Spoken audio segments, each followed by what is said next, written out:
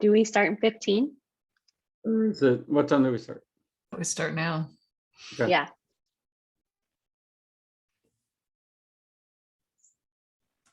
All right, attendees starting to find their way in here.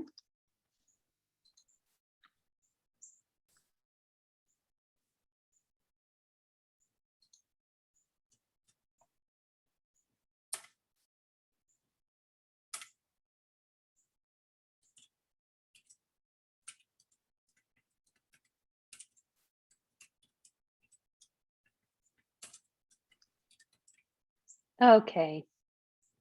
Lots of people. I'm going to just say some logistical type things before we legitimately get started. But this session, if you've been in any of the other sessions today, it will be similar in that you can submit Q&A at any old time that you'd like. So you do not need to wait for the speaker to be done with their portion. You don't need to wait for the discussion portion to be done. You can submit Q&A anytime you want. I'll be watching the Q&A. Generally, we've been addressing questions live, but some questions we've been actually writing an answer to. We'll try to get to as many questions as we can. I'm making an attempt to be watching the Q&A and the chat and Twitter, but please feel free to just nudge me if I'm not getting to something. I think that's it. I'm not sure what I am missing as far as logistics, but I am Kat Slatell. I am the chair of the society track today at Math Camp, and it's been great fun already, and I'm very much looking forward to this session. This session is me versus we, just to make sure that you're in the right one. This is the topic that you were looking for, me versus we on the society track. So that's where you are right now.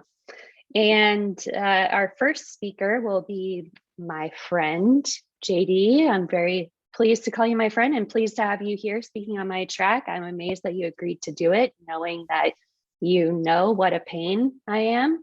But I thank you for that very much. JD's really well known in the software architecture community and also doing a lot of things out in the community to inspire and advance social change. So I'm just very pleased to have you here and so excited to have you open up this session. And without further ado, I'll pass it to you. Thanks, Kat. Appreciate it. I'm really happy to be here. Yeah, as Kat said, I'm a system architect and technologist. I love building things with large groups of people, figuring out ways of doing that. So let me share my screen and I'll get going. Can everybody see it? Yes. Okay, Yep. Thanks. Okay, just making sure. So yeah, this is the me versus we panel. I like to think about what we'd have to change to build a more sustainable and humane future. So let's dive into that and into me versus we. Is it switching? There we go. So on a existential level, who we are is a moving target. Me is like a unique identity that and how we define ourselves. That changes all the time, but we forget, we move, we learn, we change. That's me. Identity. So there might be an unchanging root attribute. It's an ego, might be one example. A UID and a schema might be another.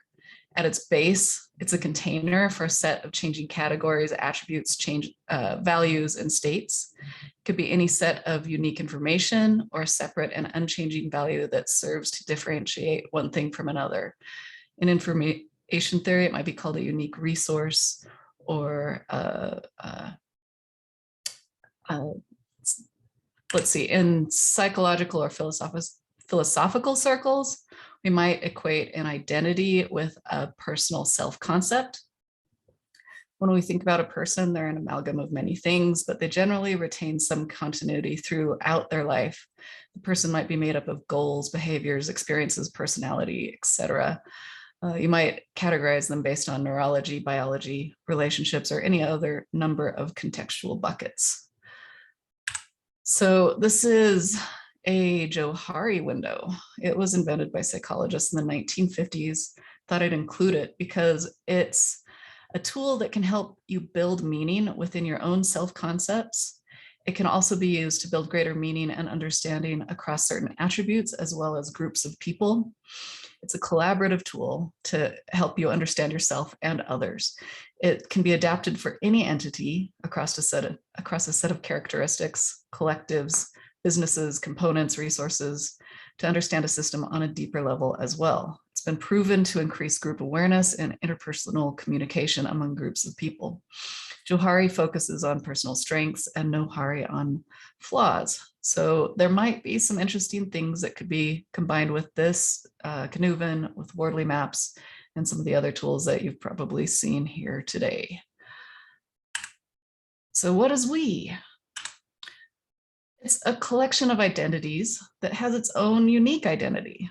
So they're grouped, the identity of the individuals within the group are sorted or defined in a categorical way, and they generally have a common objective or some kind of sorting mechanism that they can be compared to or against with other groups. And verses, this is a really interesting word. You might think of verses like this, but really the root word of verses is super interesting. It's related to the word or weird or worth. It's related to fate, to runes, and to divination, to predicting the future. To were originally is to bend. It's related to destiny, to value, and to will. Verses go back to the origins of humanity, to, the word of God. To were is to both create and to become, to predict the future, and ultimately means to bend. So if you think about the word verses today through the lens of conflict, you might try rethinking that. The root word has implications for our discussions today. By the way, this is the all rune, or the web of word. It's a symbol that represents all possible paths or an infinity of destinies. And this is a diagram of where conflict can occur within an individual's identity as well as within a group's identity. Where they conflict defines a boundary and creates a need for handling one of 5 different ways.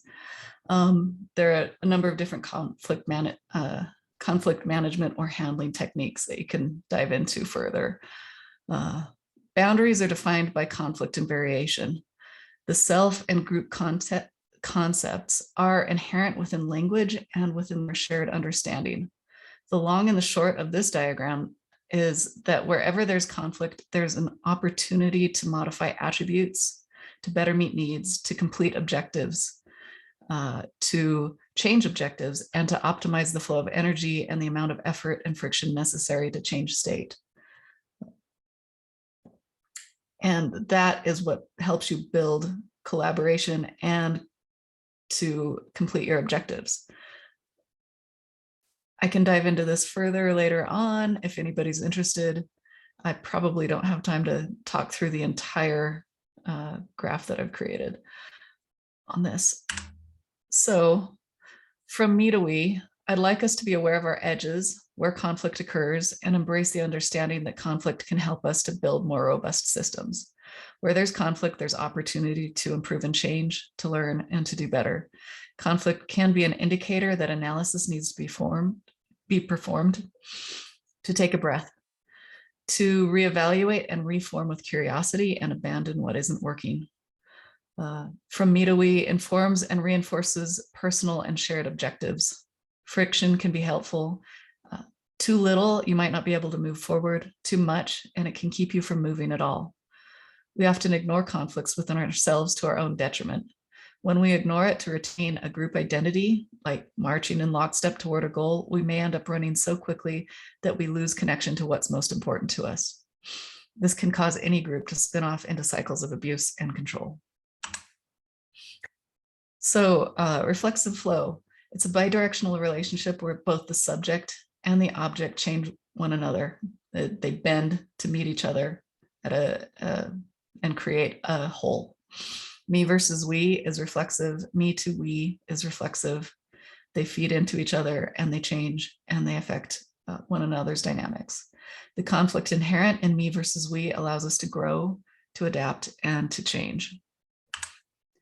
Something I like thinking about a lot is what we can do to change our culture going forward and to make it more sustainable. This is a quote from Renee Lertzman. She's a climate psychologist.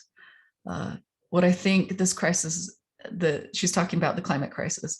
And she says, what I think this crisis is actually inviting us to do is to step into a fundamentally different lens, which is really moving from that me to we. And it's really stretching our cognitive capacity to think and experience and see ourselves as part of a system and as embedded in the system.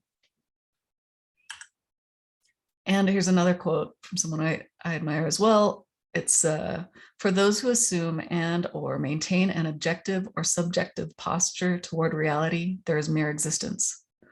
You must have an interplay of both to create meaning and understanding, to make predictions about the future, and to build knowledge, wisdom, and intuition. I'd like to share a parable of how changing objectives from me to we can affect a system. A teacher gave a balloon to a large group of learners who each had to inflate their balloon, write their name on it, and throw it in the hallway. Then they mixed up all the balloons. The learners were given 5 minutes to find their own. Despite a hectic search, no one found theirs. At that point, the teacher said to take the first balloon they found and hand it to the person whose name was written on it. Within 5 minutes, everyone had their own balloon. The teacher said, "These balloons are like happiness. We will never find it if everyone is looking for their own. But if we care about other people's happiness, we'll find ours too." So who you include matters. An individual might not be able to move mountains very quickly, but working together we can and do. Think about what large groups of people you are a part of, what you create, and what drives those goals. Think about the objectives. I'd like to invite you to examine how you might shift your personal goals to create more effective collaboration. I read in Thich Nhat Hanh's book, Fear, last night about the term interbe. When we think of me versus we or you versus them, think about what needs to bend to build meaning and fill in those missing or conflicting attributes. There's an important interplay between the two, between two or more opposing viewpoints that might be captured with a different lens. If more people stand together, we can complete a circle of understanding. Look for objectives that reframe dynamics. Look for ways to be inclusive and that allow all of us to benefit. Allow conflict to bend the system and build evolvable systems with directional guidelines that help you divine the future. We're philosophers, we're business people, we're politicians that create the future each time we interact. This happens when we deeply listen and focus on caring for ourselves and others in times of conflict. That's what I got. That was beautiful. Thank you so much. So the very first question in the chat is also one that I wrote down in my handy dandy notebook. I, as you know, am a conflict enthusiast. And I know that in this session, we have some other conflict enthusiasts. Dave Snowden, gosh, don't know what happened there. How do we create healthy conflict, especially when you're dealing with people or cultures who are conflict averse? So I really do think mapping is a huge tool to help redirect conflict toward the system or the conception of the system. So that is one way. So you can triangulate, right? Triangulation can be used positively or it can be used negatively. And if you triangulate around conflict, you can actually use it in a positive way. So that's my take. So think about ways you might triangulate in negative conflict kinds of situations. Oh, any of the other panelists want to weigh in on that before I move on to the next question? So I think every society has a conflict resolution mechanism, even if they're conflict averse. And so my first thought on it is simply healthy conflict is not necessarily seen as conflict in what a conflict averse place. A disagreement isn't necessarily fully a conflict. The big problem is power dynamics. I think more so, right? So how can you create conflict resolution mechanisms that are accepted and used by people that feel like healthy, not not challenging power, not challenging place in society kind of things where those things are sensitive. And I'm not by any means stating that is easy, because we have seen a number of times where there have been movements forward and then there's been backlash from a group that feels that they're losing something in that movement forward. Yeah, so I mean, I don't really have a great answer other than to say I think that the healthy thing to do is to look for mechanisms that already exist in the society for conflict resolution and attempt to move to co-opt those, in a sense, to a new area of conflict that people might be uncomfortable with discussing.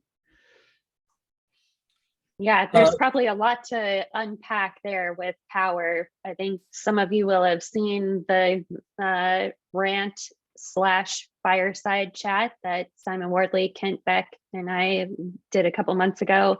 But even different sorts of power can be threatening to each other. So it just gets really complex, like you said, James, and it sounds really easy. Oh, just go about things in this lovely manner. But it becomes really difficult in practice. Jane? So, I mean, I think that conflict in an organization is a sign of health. I think that productive conflict is good. But what I tend to worry about more is actually undiscussables, like things that can't be discussed, because there are certain aspects inside of organizations where both sides are uncertain whether they would win in a conflict. So they avoid bringing the topic up to avoid the win-lose situation where they're not confident that they will be the winner. So I think the most, conflict tends to be both sides think they're right. But there's a set of conflicts inside of organizations that often prevent them from moving forward, in which both sides are unsure that they would win in a fight. And so they actually refuse to discuss it. And that type of conflict, that hidden under the ground conflict, I think is the most damaging for progress in most organizations. I tend to like to play with conflict clouds or conflict resolution clouds as a way of trying to explore that with organizations. And I think very, very frequently you will find core conflicts inside of organizations as being a driver for this thing. The only other thing I'll say is that it's really important in philosophy. There are a bunch of antinomies and paradoxes where the conflict is productive specifically because it cannot be resolved. And it is a way of making movement happen. So not all conflicts can be resolved, and that's worth thinking through as well. In fact, there's a lot to be said for paradoxes enabling actual insights. So. Yeah, that was actually one of the key points in the last session. Caitlin brought that up, right? There are certain situations where if a conflict is resolved, that's actually extremely unhealthy for the system because the system needs that tension. Yeah. Just like I said, it's the same as friction. But one thing that came up for me with all of this is different cultures have different conflict resolution styles. And it's really important to be aware of those different conflict resolution styles and what you're stepping into when you're trying to resolve conflict. Because in the Intermountain West, it's different than everywhere else in the world, or maybe not the world, but at least in the US, where direct conflict is seen as culturally like bad, whereas other places direct conflict resolution, speaking to someone directly and saying, hey, I have an issue with this, is a cultural no-no, and you have to be aware and hopefully train people out of that. Yeah, I think that I would say that most societies are aware that conflict can escalate, that there can be positive feedback loops in conflict that are just do not result in outcomes that work positively for anybody. Even the small groups that maybe have a little more say in how things get dealt with. So I think that there are mechanisms, that allow for the fact that that there are conflicts that have to be ways to resolve conflicts, even if you don't do head-to-head, face-to-face. I was watching a Sopranos clip the other day that, where they sit down and they have a leader who's a third party be the judge who makes the final call on how they're going to resolve whatever the issue is. And, these are people that would happily, kill each other if they felt like that was necessary to get their way, but they adhered to whatever that decision was, because otherwise it was just going to escalate into an explosion of negative. So the other thing I look at with these kinds of things with me versus we is really, where are the feedback loops? I'll talk a little bit about that in my talk, but I think that's, a big part of it really is kind of looking at where the feedback loops are, and are there ways you can put circuit breakers in those feedback loops that would be accepted by the society as a whole, and that's not even always possible. Imagine that the king of distributed systems is over here talking about feedback loops and circuit breakers. Who would have thunk it? Yes. Okay. We're accumulating questions and comments in the chat and the Q&A. So I'll try to get to the next one. The next one is from Mario. Hello, Mario, my friend. Do you believe there's more polarization today, or is it just more visible due to mass media and social media? And we'll start with JD. There's more people, so there's probably more conflict, but I don't know if I think actually people have gotten better overall at conflict resolution. And as we collectively learn, we teach each other. So I don't know today compared to what.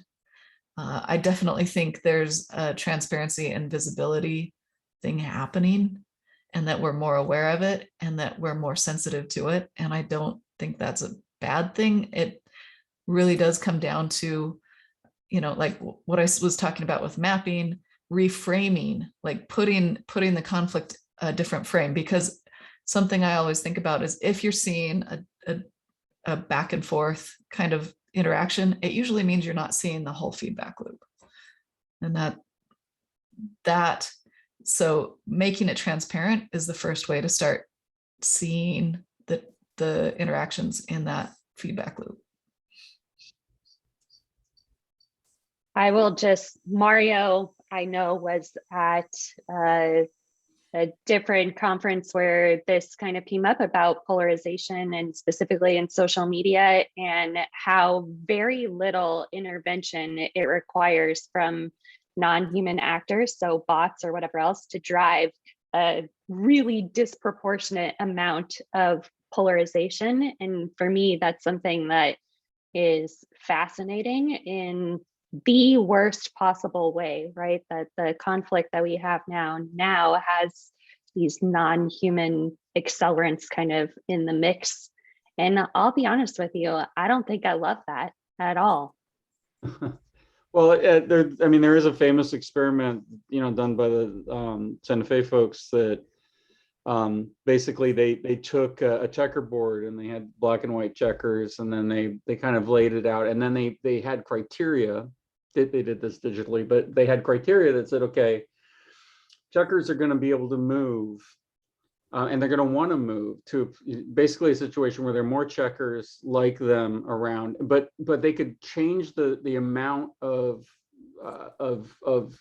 force behind that decision, right? They could change like how much has to be different, and some other factors. And basically they showed that it took a very, very minor amount of desire to lean towards being around others like you, very small amount, for the board to completely segregate.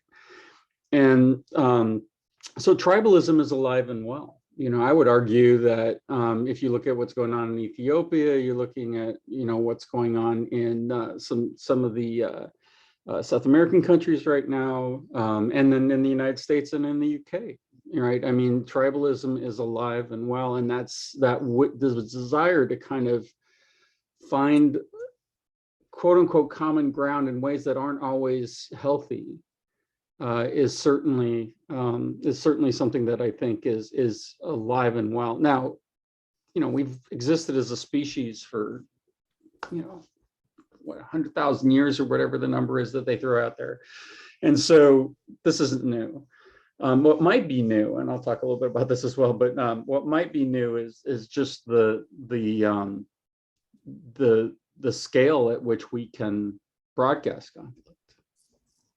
And so there's not really ways to isolate pockets of conflict in the way that there were in the past. Yeah, great points.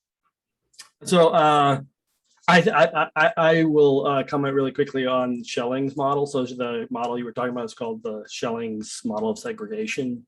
It hasn't held up empirically very well, frankly. Several studies have shown that it doesn't show empirical resilience, but it's very interesting for a particular reason that I'll talk about during my talk.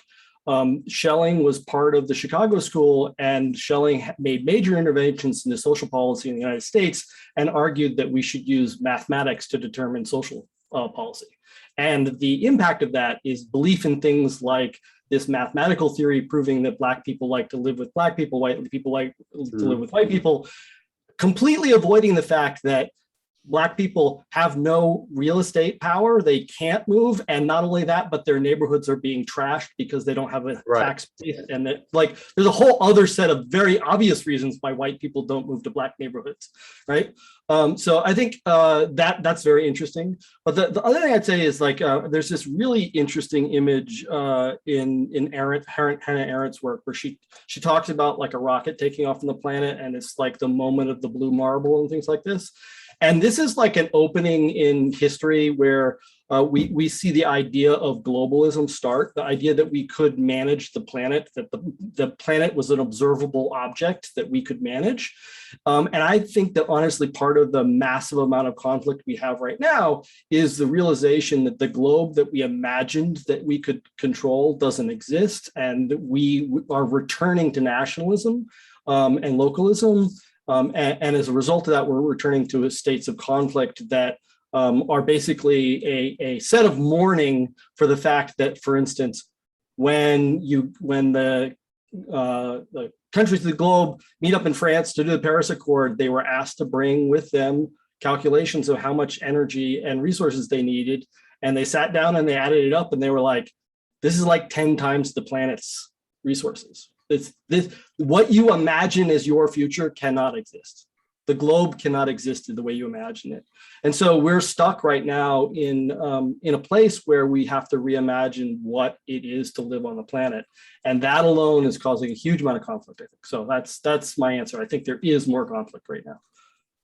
Yeah, and I think to go along with that, I'm coming to the conclusion that the economic flow on the globe is in direct conflict with the social flow that we see and we desire. I mean, more and more people live and more are spread out, so families are interconnected across the globe.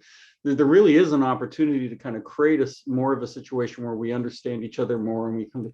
But the economics are set up in a way that the very few people on the globe are actually funneling most of the flow of money in their direction as much as possible. And so that's in real conflict, because then the positive outcomes of integrating and really, I think these days economics matter more than land in a lot of ways. And so even though they're connected, I know, but there's a situation where people are not able to get any economic leverage if they join the global community. Yep. And that's, that becomes the situation that is not tenable either. And so, I mean, I totally agree with you. I think there's more conflict in part because our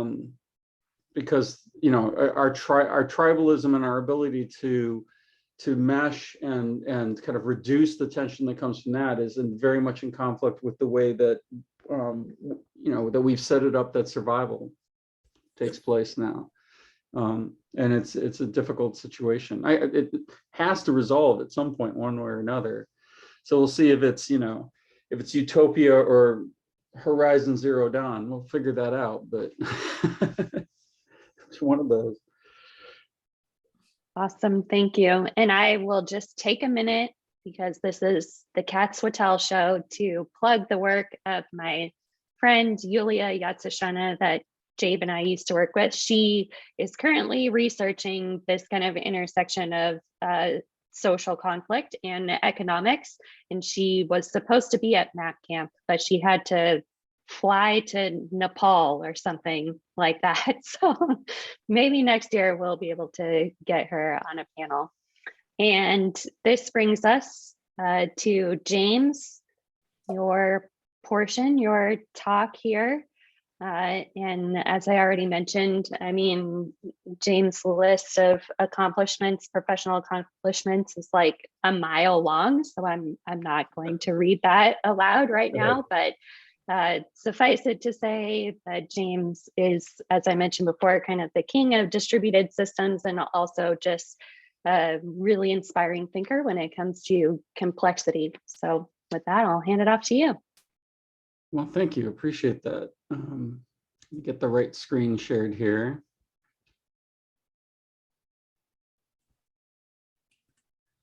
And there we go.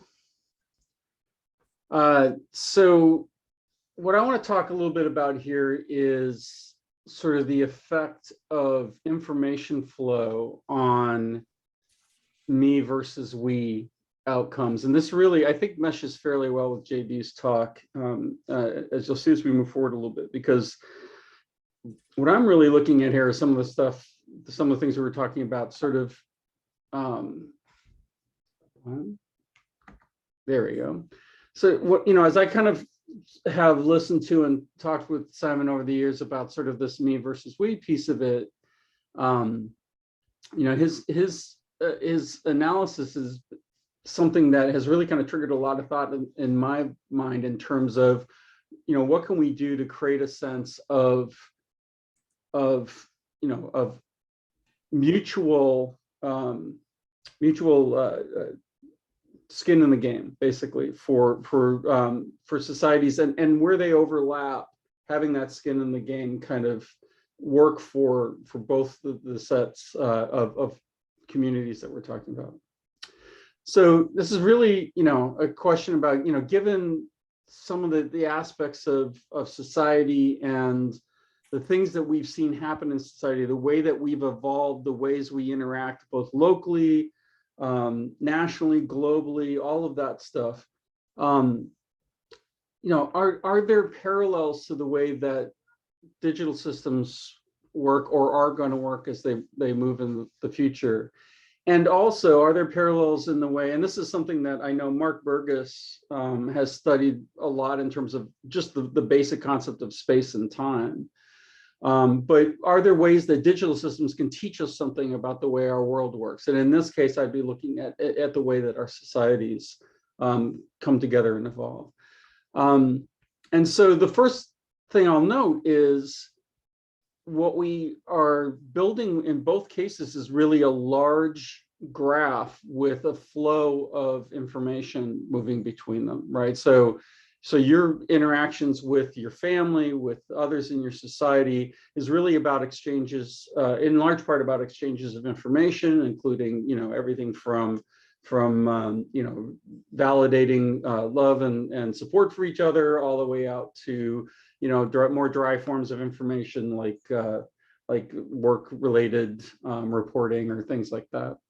And obviously digital systems are about sort of the exchange of that information as well. And so the question becomes, how do changes in the way that we can integrate and the way information can flow in the system affect outcomes to the way that the system behaves and the way that that individuals behave in the system? And so I wrote a book about event-driven integration, and welcome you to take a look if you want to, if it's relevant to you. But out of that, I used Worley mapping extensively, and I actually used it in conjunction with Mark Burgess's promise theory to kind of really lay out kind of an idea of what are the systems involved.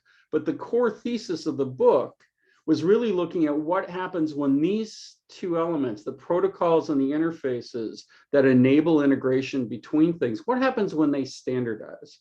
What happens when everybody can understand very clearly and very easily how they can receive a stream of real-time information from another party, and that there's not a lot of custom programming, not a lot of custom effort that has to go into it.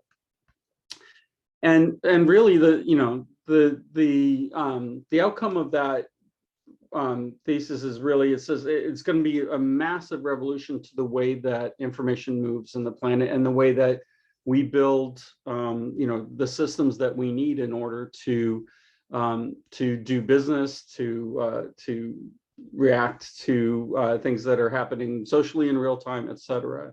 It's going to be so much cheaper to integrate with somebody else's real-time data that it will create a positive feedback loop, I'm arguing, that will drive a huge amount of new integration. So out of that, part of the book is I came up with a sort of 4 basic patterns that I could use as just sort of a language to talk about different ways that these integrations might happen, right? So and I won't go in depth on any of these because I'm going to focus on 3 of them in a little bit more detail, but you have sort of the idea of collecting a bunch of information and doing something with it, and then taking that aggregated information or processed information and passing it in a more direct fashion to specific consumers.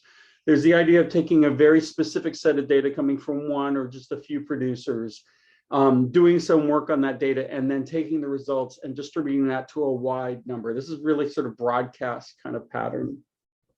The signal processor is just that you take a bunch of information from one area, you do a bunch of processing, you send it out to a bunch of other consumers out there. And facilitator is like a broker kind of pattern, right? Where you match incoming messages with requests for outgoing for that information on an outgoing side. So you can see that as sort of like a stock market matching, or matching available cargo to be shipped to available space in trucks, that kind of stuff, right? But I want to note that if you take a collector and you basically then send that directly to a distributor, and then that distributor does something out, that's really kind of the equivalent of a signal processor pattern. So you can think of that. Just sort of the idea really kind of being then that you could put any kind of entity in between a collector and distributor, and that thing becomes a signal processor of some sort.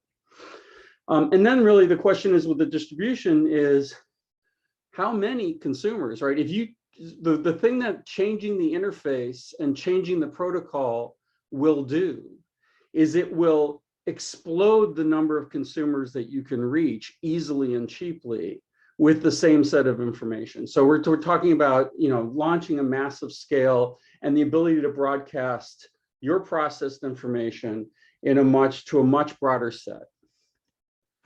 And so for human interaction, we actually have had in the last decade or two a fundamental change to the interfaces and protocols that we can use to exchange information with each other. And that is social media. We have created a situation where when I, as an individual, receive a piece of information I think is interesting, I can turn around and broadcast that information, or I can comment on it and kind of manipulate the interpretation of it. I can do a number of other things and make that available to a broader set of people. It's a very fundamental change to the way that we integrate real-time ideas between the parties that are, with an individual able to work in the middle as a signal processor.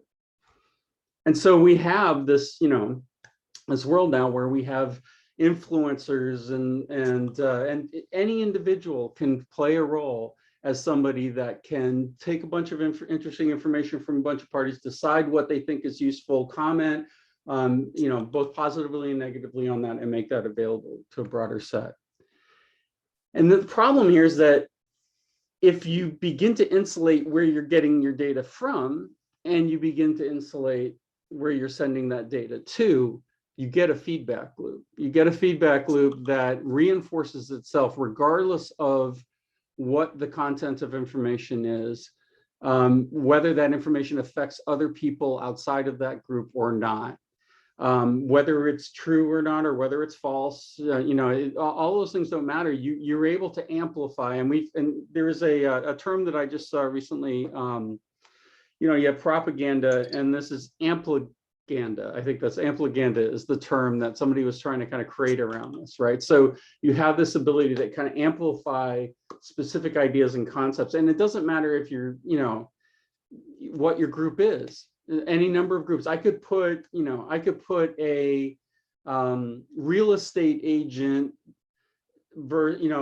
sharing only with other real estate agents in here if I wanted to. I could put, any number of underprivileged or socially challenged groups in this area.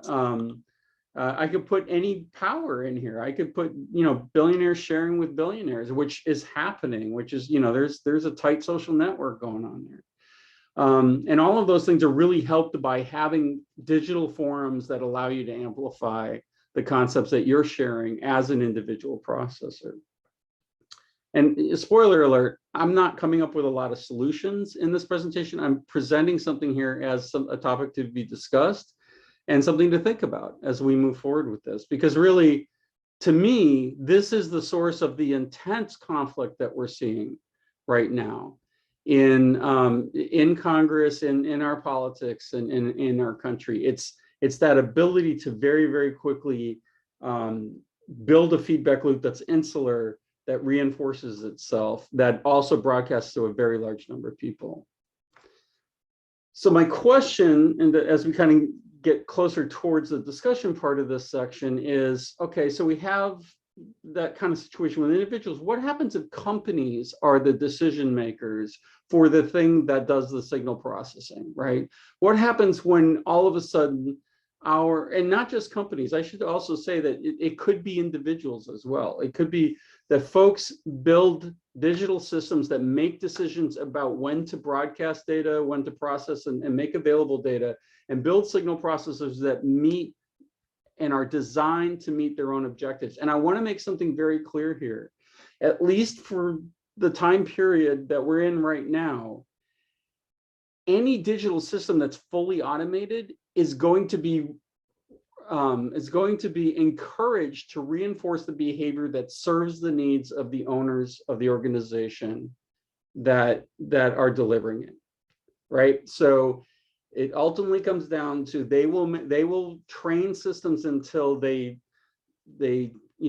change the business environment to their objectives, but not just that they meet the needs of specifically the board of directors, the stockholders, the CEO, et cetera, et cetera, et cetera. So this is going to set up a situation of conflict, in my mind, that's going to look an awful lot like human conflict, right? Companies as tribal entities that are going to sort of have this situation where they are going to influence the way that this digital social network works.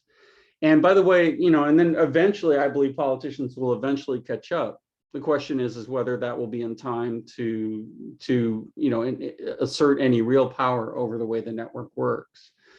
And so you have all these companies, in addition to all these other groups, in addition to governments and dictators and others, basically trying to influence this system, this digital system, to exchange information, to achieve outcomes that meet their individual objectives. And this is, in my opinion, it's going to make our digital environment increasingly political, in addition to, in terms of, competitive conflict, all those things that are often very good.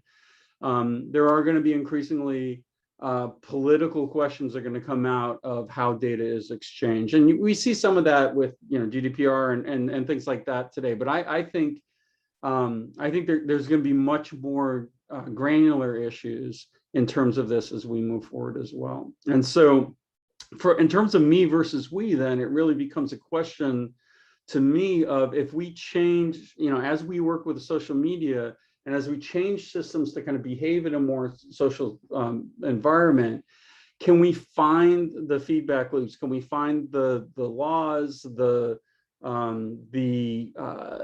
system design principles, the culture that begins to put some taboos around things that you can do that are very negative, and that can actually hurt the system. I mean, taboos they can be terrible for groups that they negatively affect, but they can be incredibly positive for society as a whole if they avoid behaviors that are dangerous to that group. So, and I think that's pretty much it. So, I kind of leave that open question out as, what is it that we can do as folks that are in the various industries that we are in, as a society as a whole, as a members of nations or members of the global community.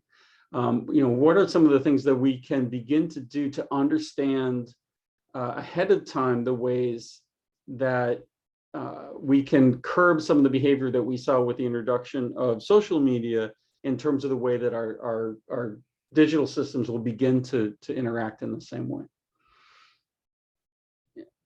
And I leave that open for whatever questions might be hanging out there. Awesome. Thank you. This was extremely thought-provoking. I really appreciate it. And we do, of course, have questions. Before I jump into them, just a small suggestion. When I come to the table with a lot of problems and no solutions, I refer to that as opening a conversation. So I think that's what we're doing here. Yeah. So we have a few questions here. I'll just go through them in order. The first one is from Jonathan, who has been like a superstar attendee, very high level of participation there. So thank you, Jonathan. The idea of digital platforms beginning to regulate content is still quite novel. Do you think this will expand and become more mainstream, therefore be a major factor in information flow? Yeah, I do. I mean, I look at China in terms of the Great Firewall, and I look at some of the suppression of content within the country's areas, and I personally believe that some aspect of that is going to spread to pretty much every country on the planet at some point. Maybe not the isolation as much, but certainly the regulation of content will increase. And I think part of that is because you can see this in the difficulty that the police department has in dealing with like online bullying. And, law enforcement, at least in the United States, has a real struggle with dealing with some crimes that are sort of purely digital in the way that they're delivered and occur. And we've discovered a number of gaps in our law that we've had to fill over the last decade or two. So I believe, and I don't know that I love that I believe this, but I do believe that there is some sort of regulatory element that will come into play. Certainly, I know, like my company, I don't know about your company, but my company absolutely regulates some of the aspects of what I can share within my corporate community. And so luckily they're very cool about it, but there's definitely going to be more aspects of kind of understanding. And then as it gets more political, as it becomes more important to understand the flow of your data across the system from a power dynamics perspective, that's where I don't know. I don't have an answer in terms of how that's going to turn things, but I worry that, I do worry that we're going to see increasingly splintering views of the way that we can interact online as a result of that. Really comprehensive answer. I really appreciate it. And you brought up a couple of things that I think are tied closely to some of the other questions in the Q&A. You brought up policing, and you brought up nation states and the role that they have to play in this. One thing that I will bring up just to be antagonistic, because we already covered, I love conflict. All of my whiteboards back here are notes about the Patriot Act, which kind of set the stage for a lot of what we now have as like social media platforms. There was investment from the United States government, right? And basically surveillance capitalism based business models. And so for me, it's really interesting that we're in this place of turning to our governments and saying, hey, please regulate this thing that you spawned because you said it was going to be basically too expensive and not possible for the government to like investigate crimes online and to gather intelligence online, right? And so now, of course, we have police forces that are unable to pursue digital crimes, right? Because they were not intended to do that, right? It was kind of like, let's outsource this. So I am really curious if you have more thoughts, I guess, than what you already mentioned about the role that nation states will play in this. Yeah, I sort of very critical to that, right, is there's the idea that the government wants to fully control the flow of information. And then there's the idea that the government wants to be able to monitor the system and be able to take action on information that they want to see. And I don't think I know of a single nation that has decided that they're just going to let information flow and they'll react to what happens in the physical world, but they won't react to what happens as much in the digital world, right? There's always an element of, hey, we want to be able to understand how information flow is creating behaviors within our environment. And I make that sound all very nice, but I mean, that surveillance state thing, I mean, you know, it's freaky now how, you know, we have a number of echoes around the house, and it's freaky now how often we say something and then there's an ad that pops up somewhere within 2 hours of us having talked about this topic, right? So there's that surveillance, again, it's asymmetrical. There's two ways you can go about it, in my opinion. Or there's probably more than two ways, but the two extremes are, you allow that full asymmetry to continue to happen and you live with the results of what society is like with that, or you require that to be fully transparent to everybody. So every piece of information the NSA can collect is available to anybody else who wants to take that information and do research on it and figure out what they want to do, including, you know, going and digging deep into the internal workings of every company out there, et cetera. Which also you would have to live with the results of that, that the societal effect of that. I'd love to hear other people's thoughts on that, to be honest, on the panel.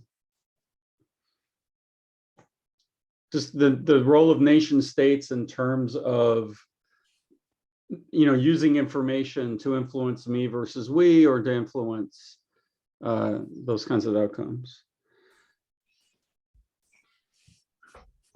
Yeah, You're I mean, both sending me mixed messages, covering your mouths and unmuting. I feel like, you know, I think it's a really hard question. Censorship is an issue that, especially in the United States, we have a lot of concerns over. Transparency around, you know, transparency of information, I think, is the thing that I find to be lacking most of the time.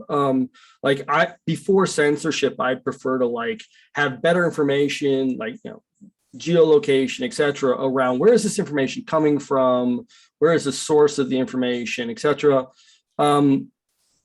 That type of stuff, I think, at least could start. I mean, you know, it's pretty common these days. You know, you wake up on Twitter and there's some crazy, you know, anti-Biden thing trending, and it's been pushed by Russian bot farms all night long to get the thing up there. And you know, you have to spend the morning telling people like this is disinformation, and it's been it's been planted intentionally by a bot network. Like Twitter should why Twitter can't figure out where the bots are seems a little strange to me. but Mhm. also like just label where the stuff is coming from so that we have a better idea of some of this information. Yeah, and there's got to be some sort of the more kind of policy-based thing that I can imagine being desirable is really trying to go back and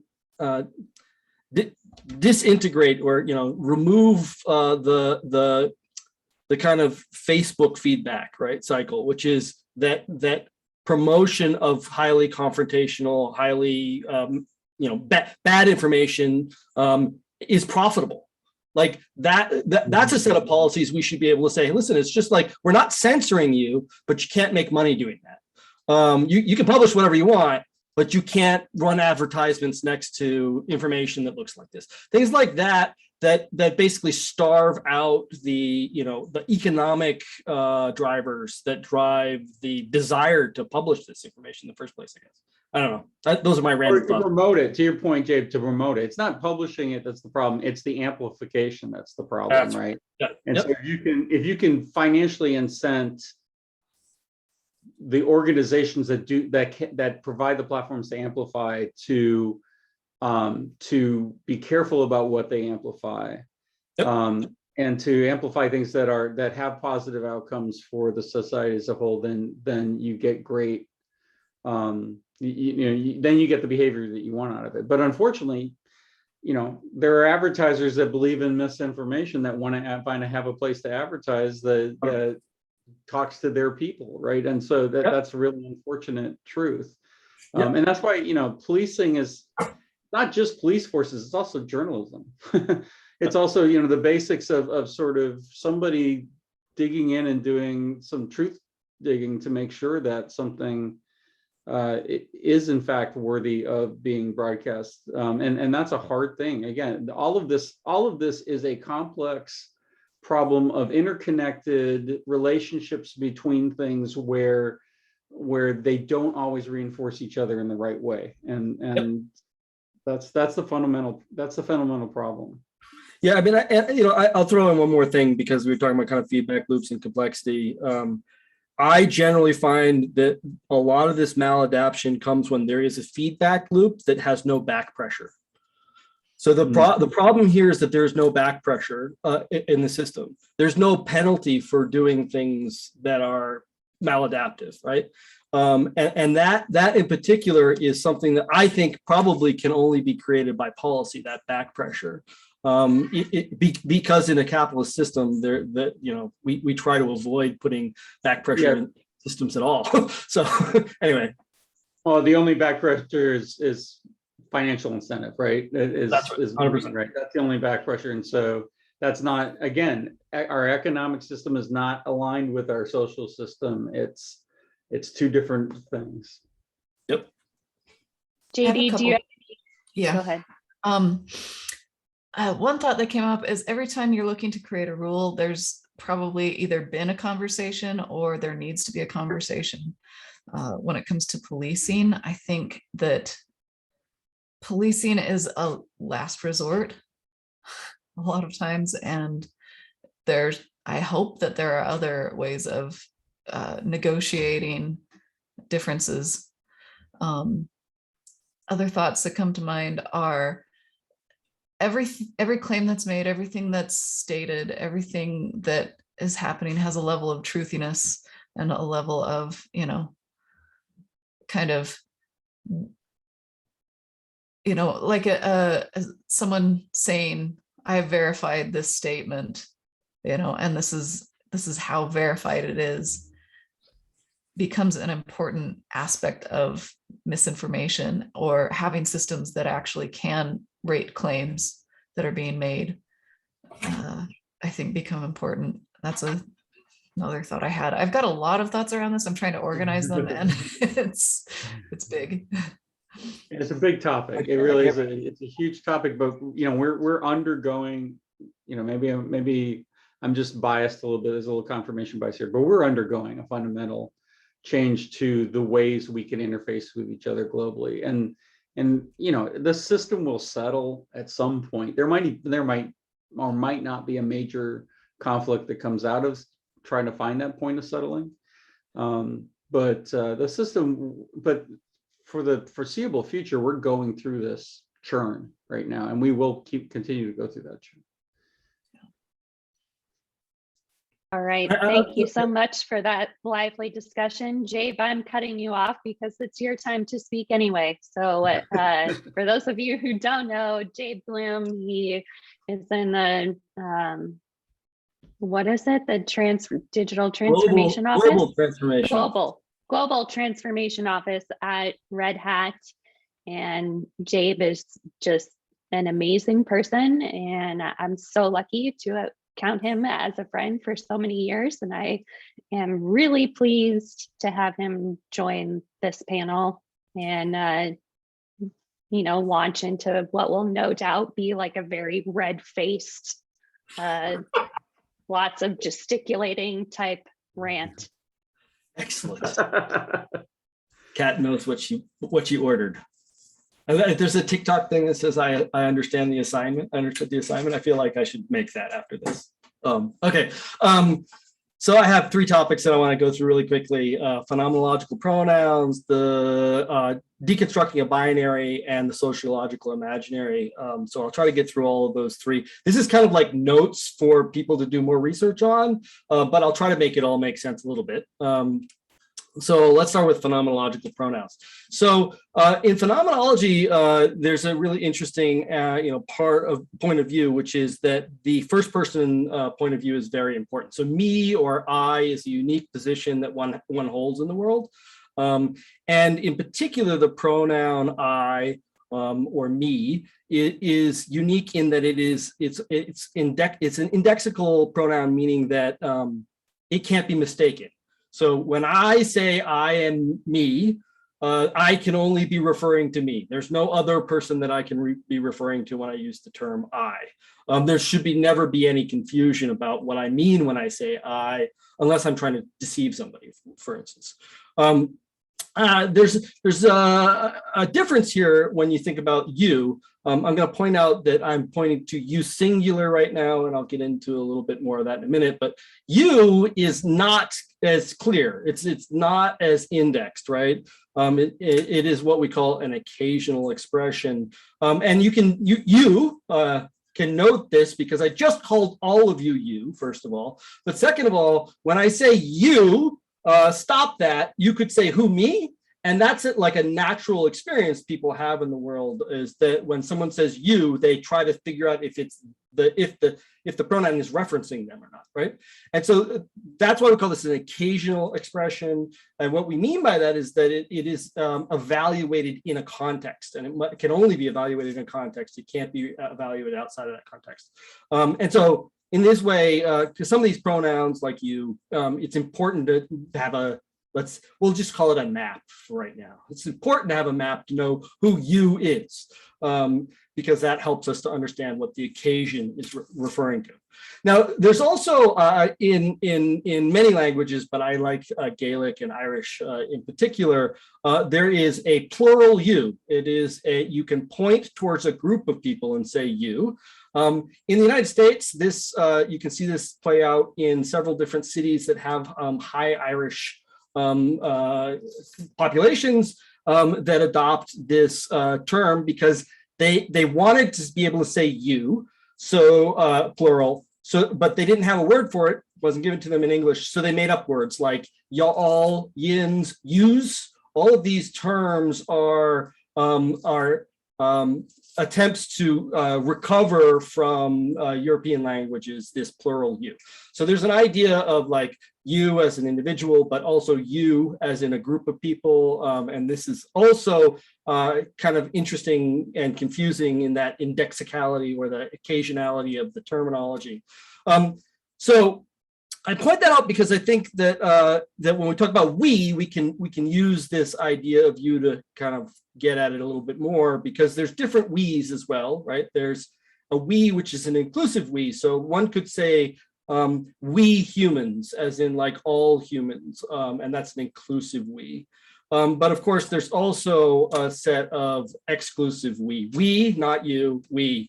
are participating. This is like one team versus another team, right? So when we look at all these different kind of pronouns from a phenomenological perspective, the outcome of it is that the only thing that we're really super confident about when we make statements that we should always understand is statements that say me or I, and then all the other ones end up being negotiations. And you should note the interesting thing about you and we that I tried to point out is that they can be not only descriptive, but they can be accusatory. In other words, there is a sense in which all of those we, you style pronouns are inductive. They are making a guess. They are not making a direct statement in a way. So we've kind of got some confusion going now already. I hope we got a little weirdness about what even the words we're using means. So let's try to see if we can't deconstruct a binary just to see if we can figure this out a little bit more. So the way that I always hear Simon talk about these things, and me versus we points out, I think that this is a binary, and meaning that there are two extremes to the pole. The first step to deconstructing a binary, though, would be to say that it's not just black or white, but there's somehow some gray. So the weird question that we first have to ask ourselves in order to deconstruct this binary would be to say, how could we be a me that's somewhat more we-ish, or how could we be a we that's somewhat me-ish? How could we get in between these two things? What's the middle like in order to deconstruct the binary? We got Margaret Thatcher will do the work for us on one side right away, right? So Margaret Thatcher just immediately says, there is no such thing as you, plural. There is no we, there is no society, it doesn't exist. There's only individuals. This idea, of course, is not actually Margaret's idea. She adopted it from a bunch of people, and it is the outcome of a long intellectual tradition. But the fact that politicians like Margaret and Ronald Reagan could say it out loud, and that their ideas about the lack of we-ness in government have lasted for a very long time, and maybe the outcome of the current COVID crisis will be that we will become more accepted again. Maybe there's been a turn against things like conservative efforts to reduce spending and things like this. But so there's this one side we can get rid of right away. There is no such thing as we. But what about like this other stuff, right? What about me? Is there a way we could get rid of me? Is there a way we could blur me a little bit? So the first thing I want to point out is that the impact of this policy that says there is no society has some specific, very pernicious and awful impacts on individuals. And those lots of individuals in the world right now have issues that they cannot deal with because they're structural or social systems interactions that they can't resolve as individuals. And I tend to grade them across these different things. Mark Fisher writes extensively about kind of the passive version of it, which is that one of the reactions that many individuals have to the current state of the world and the way that there is a denial of social pressure or social systems is they become incredibly depressed. Unfortunately, Mark, everybody should read his work. He's lovely. Mark succumbed to his own depression while writing about it, which is awful. There's two other ones, though, that I like to expand across and say that there's in these situations where individuals are put in a situation where they can't resolve their problem, therefore they're asked to do other things in order to deal with their problem or cope with their problem, we see some other effects. One of them is the precautionary versions of it. Precautionary means like try not to do harm. And in that case, what we see is medicalization of individuals and an emphasis on self-care. So I like to think of self-care in this really weird way. Everybody should do it, it's important. But self-care, the fact that we need self-care is kind of like saying the entire world is irradiated with poison. So when you go out there, you have to come in and take some time to like deradiate and kill the poison off of you, or otherwise you might die. So you need some time for that. So it might be better to be in a world where self-care was like more optional and less like actually required for survival. So that's the kind of precautionary version of it. The proactionary version of it, including betting, gambling, and risk-taking, you should hopefully hear overtones of stock market, taking risks, the idea of kind of living and taking risks with your job and things like that. All of these things are activities that are primarily driven, the behaviors are primarily driven by the fact the context that individuals find themselves in forces them to behave in these different ways, all of which are maladaptive. They're not good things to do with your life, right? So where does this stuff come from? Where do these ideas about individuality come from? Well, you can trace at least the modern version of it back to our friend Descartes and the cogito.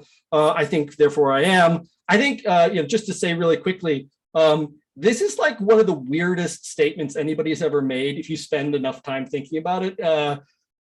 Who thinks what about where, how, like, what are you? You are a completely disembodied thing. How does that work? It doesn't seem to make any sense to me at all, but lots of people like it. So there's this idea that you can strip away the world and come back to this single statement, and from there build logically deductive systems above it that allow you to explore the world from there. This, I think, has some really interesting kind of historical playthrough. So you get Descartes, and from Descartes, you get things like rational actor theory and Homo economicus, all of which are based on kind of like the ideas that people like Adam Smith proposed. Individuals and greed and things like this have additive effects that create a rational overlay eventually, with the assumption that people are rational. They do rational things and they know what's in their own best interest. Herbert Simon down there in the corner, eventually comes around and says, hey, listen, that's not entirely true. Like, people aren't perfectly rational. But however, they do make satisfying decisions frequently. In other words, they're capable of making decisions that are better for them or worse for them. Very interestingly, I think that basically what Simon is doing here is kind of like a tactical retreat. He wants to save the economics that he loves, but he wants to try to right it with the fact that it's clear that rationality isn't playing out well, so that he gets to satisficing, right? This has some really interesting impacts.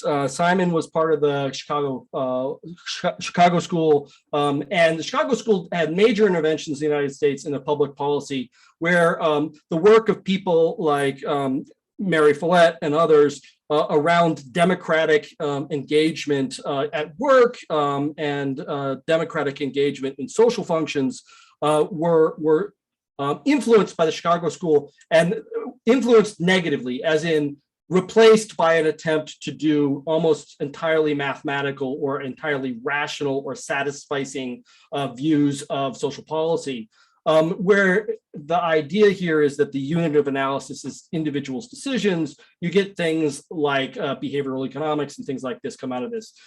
In this theory, timely information is the thing that needs to be created, and you get the birth of the information economy and knowledge economies and things like this. All of this comes out of these ideas.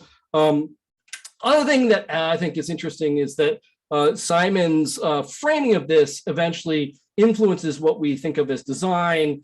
He restates the concept of design away from the idea of like modifying material things towards the idea that what design is problem solving. It's kind of abstract and even potentially universal. In his book, The Sciences of Artificial, he proposes that all design questions will eventually be answered by computers. They can all be resolved by computers eventually. The problem is just enough computational power. Of course, he avoids answering some really interesting questions when saying that, like whose problems should we solve? And that thread is taken up by Horst Riddle around wicked problems, to point out that some problems aren't even definable, never mind computational. There's some other objections that we could make to the idea of the individual. Wittgenstein basically says there's no such thing as private language. So The thought I think, therefore I am could be unheard or unseen by other people. It could be in your head, but the words themselves are public. They're public material. There is no way that you could make sense unless you had had a discussion with someone else already. The words themselves are kind of public material. They're not part of your own. You weren't born with those ideas in your head. They came to you through social interaction. So language is necessarily social. So even thinking, never mind thinking this weird idea, is a social activity. So maybe we don't exist that way. Husserl would simply ask, hey, dude, what are you thinking about? Like, what is it that you're thinking about? Like, you have to be thinking about something. It's not like nothing you're thinking about. You have to be thinking about something. His argument is that all thoughts are intentional or towards things. And so, how do you answer that, Renee? And then Heidegger comes along and goes, hey, dude, like, you can't simply be. You're kind of thrown into a world where things already exist and they already have meaning and they're already in motion. They're moving towards their intended goals. Other people are here. They have intentions. The hammer that you pick up is intended to be used in certain ways. Language is already here. All those things pre-exist you. You can't exist by yourself. You cannot exist by yourself. All these things were already here and in motion before you even got here. So he puts the idea of the individual being in time, so that there's not a stasis, there's a movement constantly. And then we get our friend Andy Clark, who basically says, hey, dude, what are you thinking with? Like, not just are you thinking with your brain and neurons, but did you use a calculator to calculate things? Did you write anything down? Did you use a pencil? Did you use any of your sensorium at all to make any of these decisions? This is the way in which we become embedded, embodied, extended, and enacted as cognitive beings, where the decisions we're making are not actually based on rationality in the kind of purely information formal versions of it, right? So now we can see, I hope, that no, the me doesn't exist, right? So the way I'd be snarky about it is to say that all these people have been suggesting that problems can be solved by individuals, but as you know, there's no such thing as an individual. So we can't rely on either of these sides of the binary to resolve this. So what are we going to do about this? How do we deal with this? Well, there's a way that Latour suggests to triangulate a problem, and it's different than normal triangulation. It's not trying to find a center. Let me talk about it really quickly. First of all, I kind of added the we exclusive to the me side of the equations because I think they're both roughly the same thing. If we can accept that me is an extended me, like a social me, then there's a me that I can point to that is a group of people.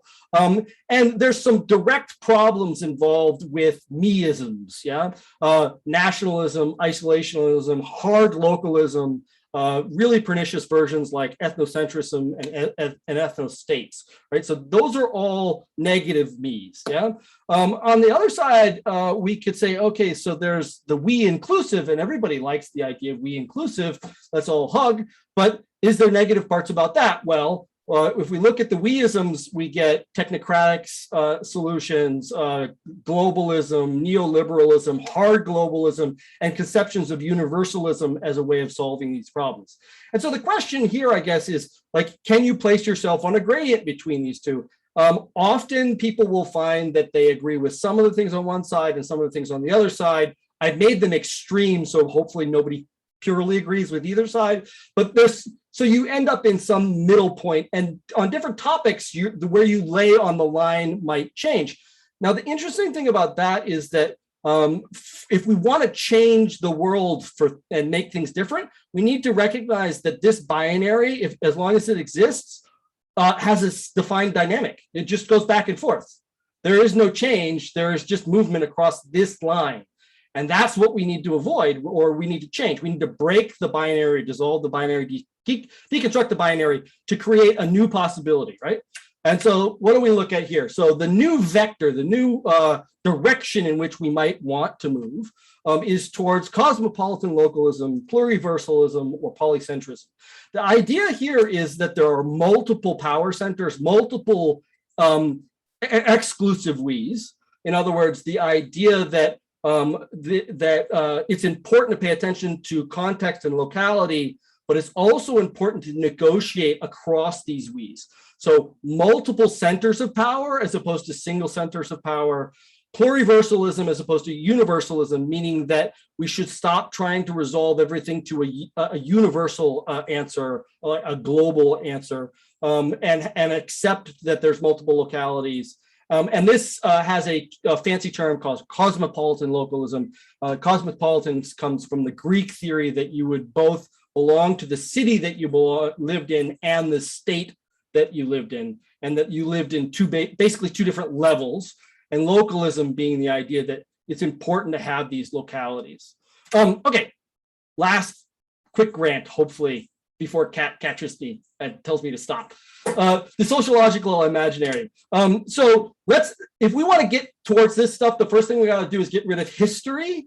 I kind of did the clever his story, and understand the difference or the relationship between me story and we story. So what do we mean? What do I mean by that? There's an idea of a hermeneutic loop here. And the idea of the hermeneutic loop is that it's important that I understand how my story fits into our story.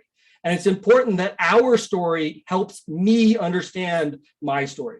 There's a relationship between these two. To the extent that I can't find my story in our story, I feel like I've been cut off. And I become less interested in our story, first of all. But second of all, I can't locate myself. I can't make sense of my world using the resources and knowledge and narratives of the social world. So reconnecting these two things, the me story and the we story, into a history is what we mean by a social imaginary. To understand a social imaginary is to understand what is going on in the world and be able to connect my personal issues, the things that I'm trying to resolve, with the structures and social patterns that are actually out of my control.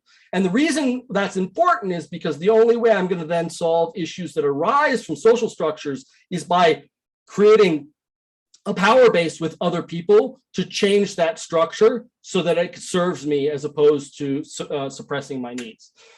So how do we imagine ourselves in our problems in relation to social issues? How do we imagine them in relation to structures? How do we imagine that we are part of that thing or not part of that thing? How do we imagine those relationships? This is what we mean by a social imaginary. One of the ways to think about this is by a guy named Giels, and he talks about this idea of multi-level perspectives. And he says there's landscape, which is like long-lasting policies and rules. There's regimes. You can think of these as companies that are working together to stabilize a marketplace, for instance. And there's niches. Niches could be like basically startups trying to disrupt the regimes. Yeah. So there's three different levels, and they're important to kind of recognize. I want to focus on the regime stuff momentarily. When we look at regimes, we can look at this idea of two levels of regime. Regimes of production that create indirectly consumed value. So carbon market, oil, gas, electricity, etc. You don't consume those things directly. Regimes of consumption, the things that you buy that rely on the regimes of production in order to produce value for you. It's important that we understand the relationships we want to have with these regimes. We want to have power with the regimes of consumption. Those are the things that we can influence directly as consumers by withholding purchasing, by purchasing different things, etc. But this is not going to fix the climate crisis if we just do power with regimes of consumption. The real thing we want is to invert the current power over dynamic with regimes of production. Regimes of production currently have power over us. We need to have power over them. Primary example of this right now in the United States is, one senator from West Virginia is holding up massive amounts of legislation in order to continue to produce coal, which nobody wants anyway. So I think it's really interesting to think about this from a Wardley perspective and just say, like, I think that Wardley mapping does an interesting job of hitting some of these ideas from Mills, clearly examining the structure, trying to understand components and relationships, trying to understand the mechanics of what's changing, trying to understand human nature and how things interact with each other. Human nature, kind of the pioneer settlers thing, that type of stuff.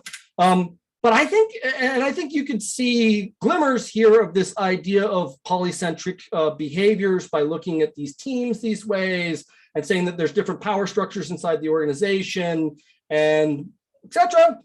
But I do think that there's this really interesting question for us to answer inside of worthy mapping, which is there's these power to ideas like having expertise, having practice in doing something that allows you to be competent and have agency to do something. I'm a really good SQL engineer, so I have the power to modify the database, etc.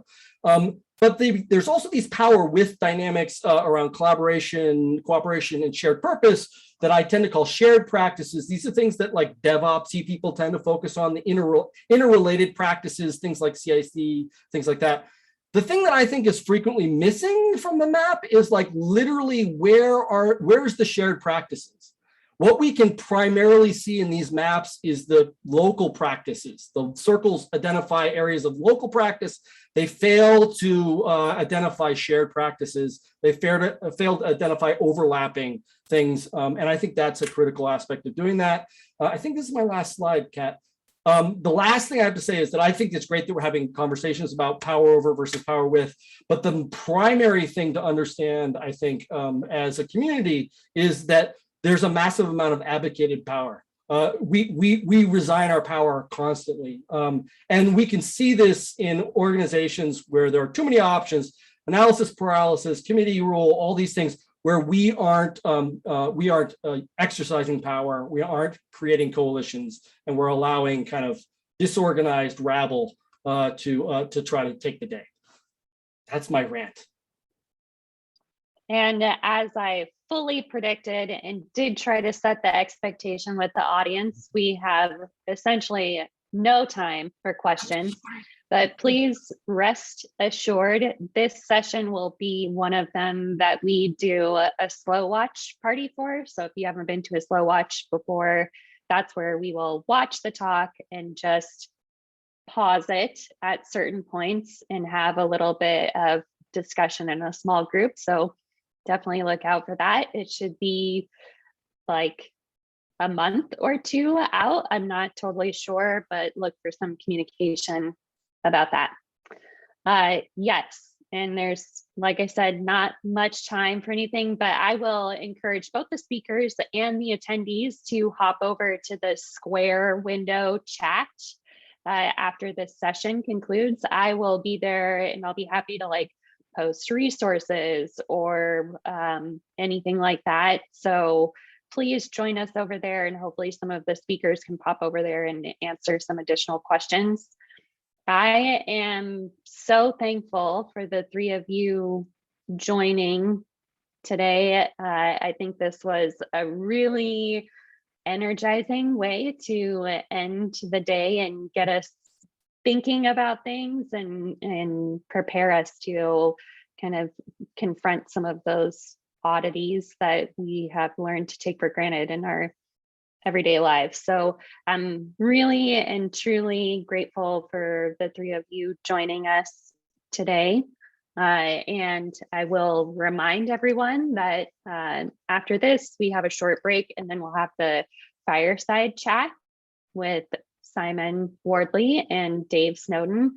And that should be, you know, obviously incredibly spicy, exactly as we would expect. So I hope to see you all over there, and thanks for joining us on the society track. Really appreciate it. Thanks for having us, Kat. Yeah, Nice job, For Kat. hosting. Nice job. thank you so much. I really appreciate it, everybody, and see you over there in the chat. Bye, guys. Thanks for the ranking. Yeah. Bye.